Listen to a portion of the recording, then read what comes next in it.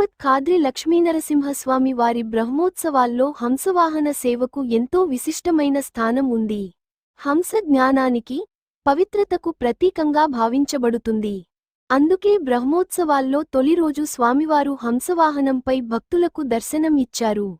సరస్వతీదేవి జ్ఞాన స్వరూపినిగా, విద్య, కళలు, సంగీతం మరియు విజ్ఞానానికి అధిష్టాత్రిగా నిలుస్తుంది. ఈ ఒక ఉత్సవంలో స్వామివారు సరస్వతీ అవతారం దాల్చడం, చేతిలో వీణ ధరించడం అనేది ఉత్సవాలు మొదలైనప్పుడు నుంచి ఆనవాయితీగా కొనసాగుతున్నాయి.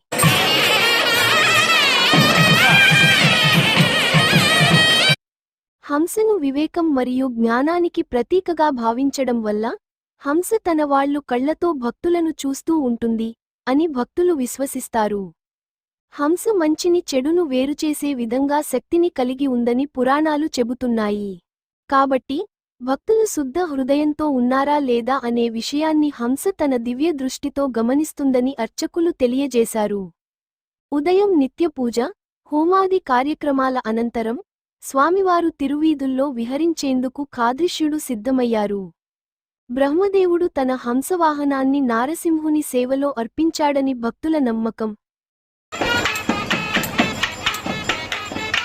సంధ్యా సమయంలో, స్వామివారు విశేషమైన అలంకారంతో హంసవాహనంపై ఖాద్రీసుడు విహరిస్తారు.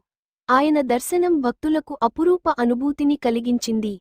దివ్యభూషణాలు, పట్టు వస్త్రాలు ధరించిన స్వామివారి ఉజ్జ్వల తేజస్సు చూసి భక్తులు ఆనందోత్సాహంతో మంత్రముగ్ధులయ్యారు. ఈ వేడుక భక్తులకు ఆధ్యాత్మిక తృప్తిని కలిగిస్తూ, జ్ఞాన మార్గంలో నడిపిస్తుందనే విశ్వాసంతో, వేలాది మంది భక్తులు హాజరయ్యారు.